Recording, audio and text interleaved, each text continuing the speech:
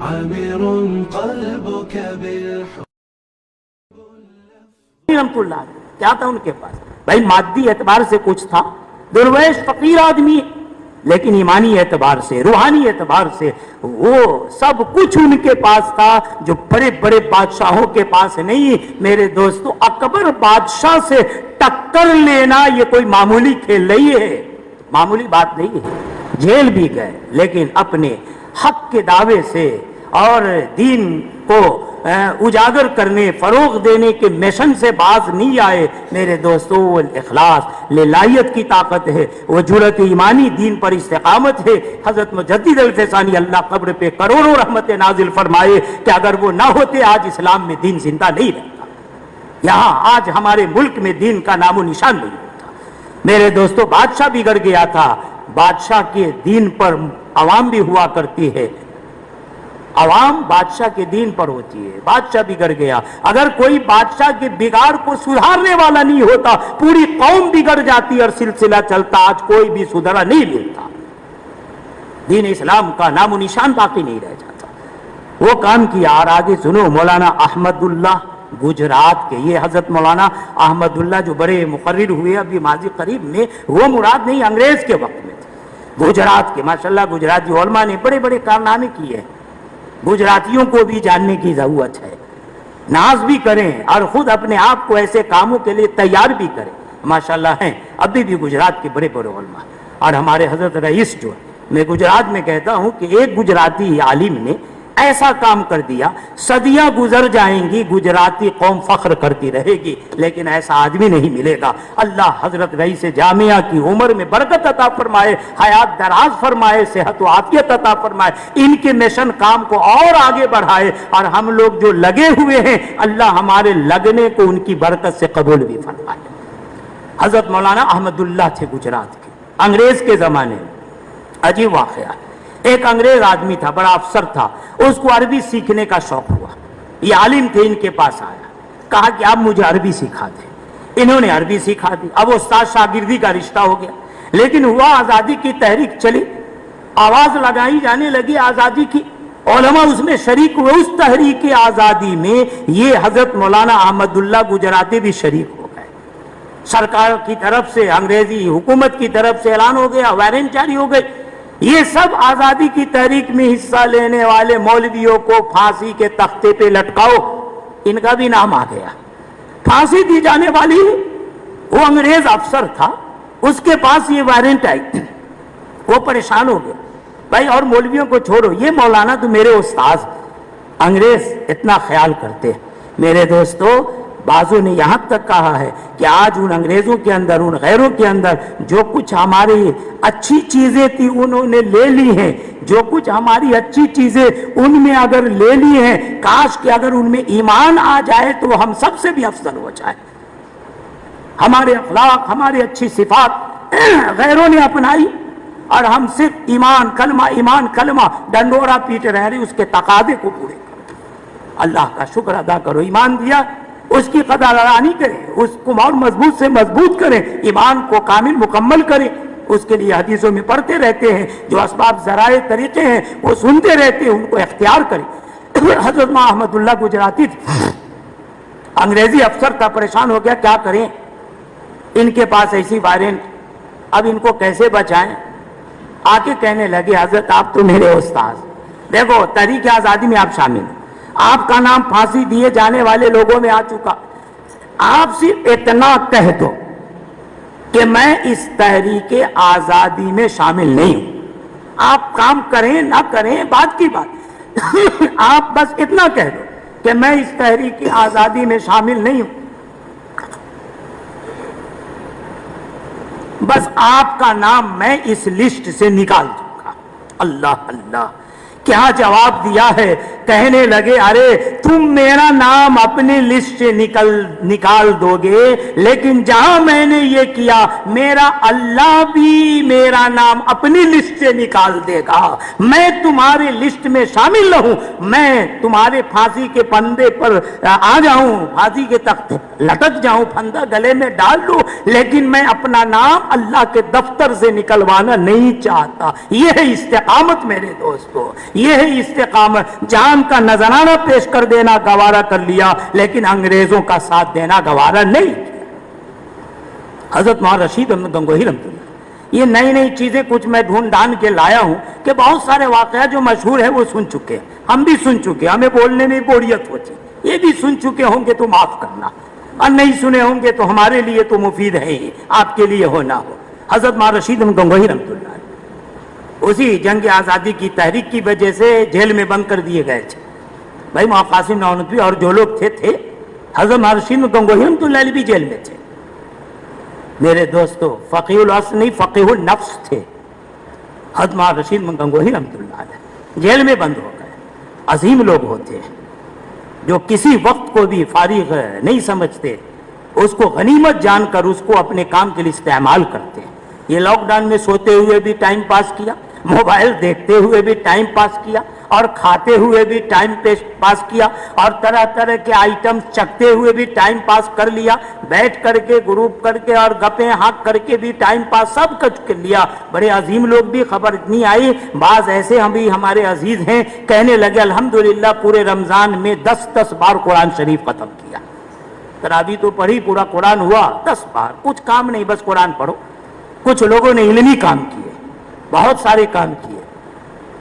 میرے دوستوں اور بزرگوں، ایک نعت آپ کو سنائی گئی تھی، وہ نعت بھی رمضانی کی برکت تھی اور یہ لاک ڈاؤن کی برکت. بہت ساری نعتیں، بہت ساری نظمیں، حمد مناجات الحمدللہ رمضان کی برکت سے. رات میں تراویح کے بعد بیٹھتا تھا چھت پہ ہوا پہ، اور اس پر اللہ جو الہام فرماتے تھے وہ ٹک بندی کے طور پر وہ لکھتا جاتا تھا. میرے دوستو اللہ پاک یہ جو وقت کی نعمت ہے اس کی قدردانی کی توفیق عطا فرمائے. ہمیں آج تک وقت کی نعمت کی قدر نہیں معلوم ہوئی، تو اب تو کچھ معلوم ہونے لگی ہے. حضرت مولانا رشید گنگوہی رحمۃ اللہ علیہ جیل میں بند تھے. میرے دوستو جیل میں بند تھے، کہا یہاں جیل میں کام کیا ہے، کیا کروں، چلو یہاں جو مسلمان بھائی ہیں کم سے کم ان کو قرآن پڑھا دو. کچھ ساتھیوں کو چنا، بھائی آپ کو قرآن آتا نہیں آتا؟ ارے بھائی ہم تو مجرم ہیں، چور ڈاکو ایسے ویسے. تو کہا کہ چلو میں تمہیں تھوڑا پڑھا دیتا ہوں. اب انہیں قرآن پڑھا، جیل میں بند ہو کر کے بھی اس جیل کے وقت کو بھی کام میں لگایا، اور وہاں کے مجرموں کو بھی، جیل میں بند قیدیوں کو قرآن پڑھانا شروع کیا. قرآن پڑھنے لگے لوگ، سلسلہ چل پڑا. ایک وقت آیا کہ ایک انگریز افسر بلکہ وہاں کا جیلر آ کر کے کہنے لگا کہ آپ کے لیے رہائی کا پروانہ آ گیا ہے، اب آپ اس قید سے آزاد، اب یہاں سے آپ نکل جائیں گے، چلیں آپ کو عزت سے یہاں سے رہا کیا جا رہا ہے. قربان جاؤ ان کے جذبے پر. کیا کہا دیکھو بھائی میں نے یہاں ایک کام شروع کر رکھا ہے، یہاں جیل کے قیدی بھائیوں کو قرآن پڑھانا شروع کیا ہے، جب تک ان کا قرآن مکمل نہیں ہو جاتا میں جیل سے جانا گوارا نہیں کرتا. ساحل لدھوانی نے اسی کو کہا تھا. ہمارے اکابر کے بارے میں آپ فٹ کر لو، ہم نے ہر دور میں تضلیل صحیح ہے لیکن ہم نے ہر دور میں چہروں کو ضیاء بخشی ہے. ہم نے ہر دور میں تضلیل صحیح ہے لیکن ہم نے ہر دور میں چہروں کو ضیاء بخشی ہے. ہم نے ہر دور میں محنت کے ستم جھیلے ہیں، ہم نے ہر دور میں ہاتھوں کو حنا بخشی ہے. یہ ہمارے اسلاف کی شان تھی، پہچان تھی. میرے دوستوں اور بزرگوں، آج قبلہ نما استقامت کی ضرورت ہے. حضرت علی میاں ندوی رحمۃ اللہ علیہ ایک واقعہ بیان فرماتے ہیں کہ ایک سفر میں تھے وہ، اور گاڑی پر تھے. وہ گاڑی ادھر سے ادھر رخ بدلتی تھی، مختلف علاقوں سے گزرتی تھی، لیکن نماز کے لیے سمت قبلہ معلوم کرنے کے لیے جو قبلہ نما رکھے ہوئے تھے وہ قبلہ ہمیشہ صحیح قبلہ ہی بتاتا تھا. قبلہ نما وہ اعلیٰ، کبھی بھی وہ قبلہ نما غلط سمت غلط رخ نہیں بیاتا. گاڑی کے پھرنے، ادھر ادھر سے گزرنے، سمت بدلنے کی اس قبلہ نما ایک بے جان آلے کو کوئی پرواہ نہیں ہوتی تھی. میرے دوستو حضرت کہتے ہیں مجھے تو بڑی عبرت ملی اور بڑی غیرت ہوئی کہ ایک بے جان چیز اپنے مقصد وجود کو تو تبدیل نہیں کر رہی ہے ان حالات میں بھی کہ انہیں ادھر سے ادھر پھرایا جا رہا ہے، لیکن یہ قبلہ نما اعلیٰ بے جان چیز یہ اپنے فرض منصبی کی ادائیگی میں فرق نہیں آنے دے رہی ہے. اور ہم کیسے اشرف المخلوقات انسان، اور ہم کیسے علماء ہیں جو حالات سے ادھر سے ادھر ہو جاتے ہیں. چلے چلو ادھر کو ہوا ہو جدھر کی. حالات سے بدل جاتے ہیں. علماء کو استقامت میں قبلہ نما ہونا چاہیے. ہماری شان یہ ہونی چاہیے کہ ہم کہیں کہ ہم سے ہے زمانہ، زمانے سے ہم نہیں ہے. زمانہ ہم سے قائم، ہم زمانے سے نہیں. یہ ہمارا دین ہے جس کا علم اللہ نے ہم کو عطا فرمایا، اس پر اللہ کا شکر ادا کرو. ہم جامع الکمالات دین کا علم حاصل کرنے والے، اس کی اگر واقعتاً قدر ہو جائے اللہ ہمیں بھی جامع الکمالات بنا دے گے. دین عظیم کی خصوصیات، یہ ہمارا دین بڑا جامع، بڑا ہماگیر ہے، عقل و فطرت سے ہم آہنگ. یہ آج کے حالات میں ہمارے دین پر اعتراض ہو رہا، ہمارے علم پر اعتراض ہو رہا ہے. میرے دوستو، ہمارا دین تمام شریعتوں کو خلاصہ اور تمام حکمتوں کا گلدستہ ہے. اور سنو، اسلام میں کوئی خیر ایسا نہیں ہے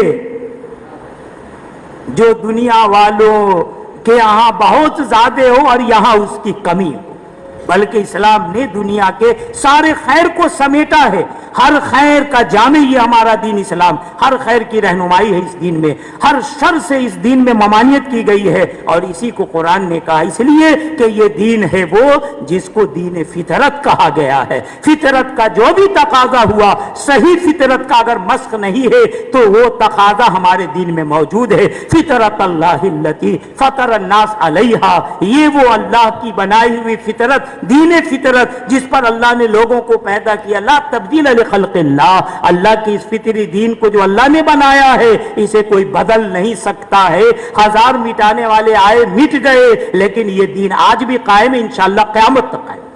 لا تبدیل لخلق اللہ ذالک الدین القیم، یہی قائم رہنے والا یا سیدھا دین ہے. دونوں ترجمہ کر سکتے ہیں، مستقیم ہے، سیدھا ہے اور ہمیشہ قائم رہنے والا. ولکن اکثر الناس لا یعلمون، لوگ جو اعتراض کر رہے ہیں اس لیے کہ جاہل ہے، اس دین کی حقانیت، سچائی، صداقت کو نہیں جانتے.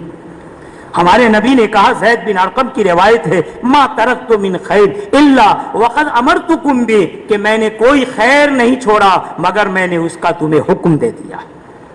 کوئی شر نہیں چھوڑا، ما ترکت من شر الا وقد نہیتکم عنہ، جس سے میں نے تمہیں منع نہیں کر دیا ہو. دیکھو مقاصد شریعت، کل بات آئی تھی، وہ 5 ایمان ہے، عقائد ہے، عبادات ہے، معاملات، معاشرت. یہ بات امام غزالی رحمۃ اللہ علیہ مقاصد شریعت کی تقسیم کر کے یہ 5 چیزیں بتائی تھی، اور بعد کے علماء نے اور کو بیان کیا. عقائد ہے، عبادات ہے، معاشرت ہے، اخلاق ہے، معاشرت اور معاملات ہیں. یہ 5 چیزیں، لیکن زمانے کے تقاضے کے اعتبار سے جزوی طور پر کچھ اضافے بھی آپ کر سکتے ہیں.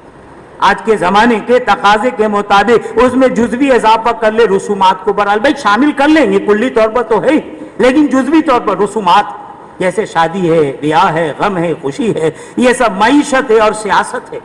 یہ ساری جامعیت ہمارے دین میں پائی جا رہی ہے. ہمارا دین ہر ایک کی مکمل رہنمائی کرتا ہے. ہمیں ان مقاصد کا تفصیلی علم رکھنے کی ضرورت ہے اور زمانے سے مرعوب نہیں ہونا، احساس کمتری میں نہیں پڑنا ہے، ہر دم چوکنا رہنا، حالات سے باخبر رہنا ہے. اس لیے کہ اگر ہم باخبر نہ رہے تو بے خبری کبھی ہلاکت کا بھی سبب بن جاتی ہے.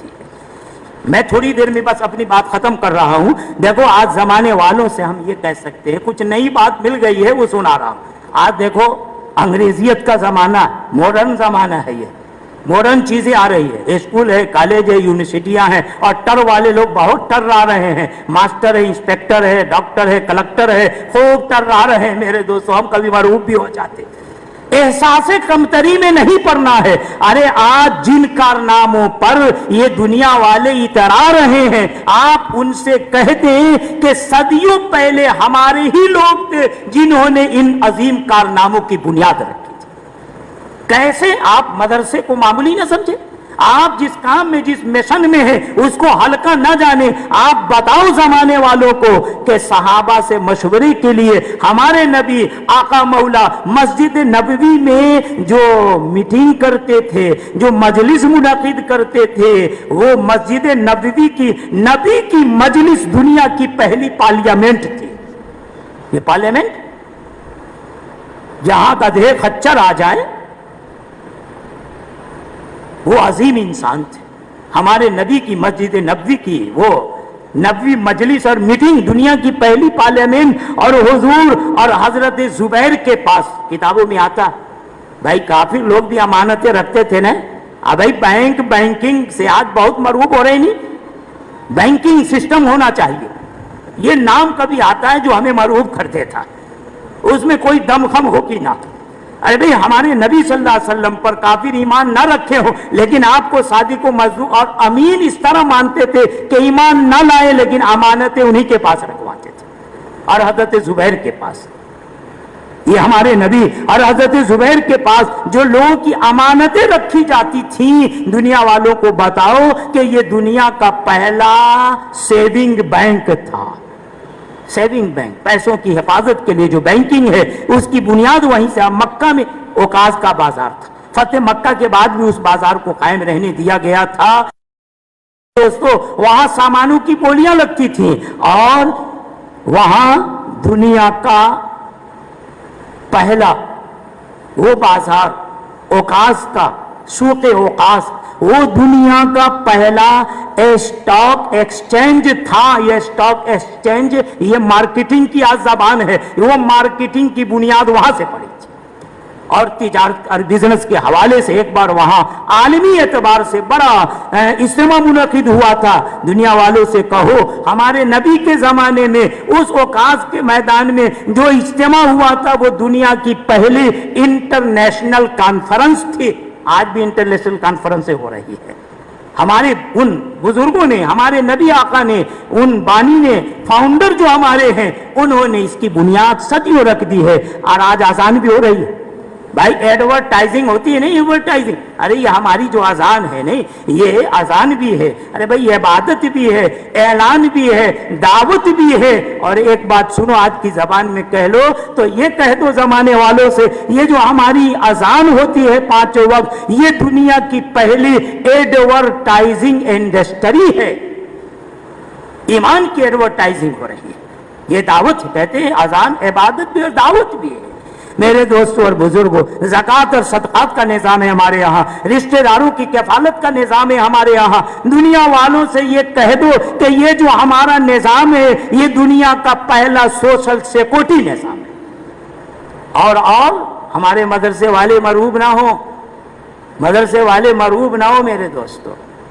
ये हमारा सिलसिला सुफ़े नबवी से जुड़ता है, सुनहरी कड़ियाँ हैं, कदर कर लो। सुफ़ा की जो दरसगाह थी, आज कॉलेज यूनिवर्सिटी का हुआ खड़ा किया जा रहा। अरे तुम क्या इस पे नाज करते हो? ये हमारे नबी ने जो सुफ़ा की दरसगाह कायम की थी, वो चबूतरा, वो दुनिया की पहली यूनिवर्सिटी थी, दुनिया की पहली यूनिवर्सिटी और अजीम यूनिवर्सिटी। और उस सुफ़ा की दरसगाह से पढ़ के निकलने वाले सहाबे किराम जो थे, वो दुनिया के सबसे पहले PhD स्कॉलर थे। आज PhD और स्कॉलर नाम सुन के मरूब हो जाते। अरे मेरे दोस्तों, दुनिया वालों को फरमाओ, आप बताओ कि सुन लो भाई कि हम उलमा की पहचान ये है कि जिन बुनियादों पर तुम आज फख्र कर रहे हो, हमारा रिश्ता उन्हीं मुबारक और अजीम बुनियादों से जुड़ा हुआ है। हम कुछ कम नहीं है, हम तुम्हारी कदर नहीं, तुम्हें हमारी कदर करने की जरूरत है।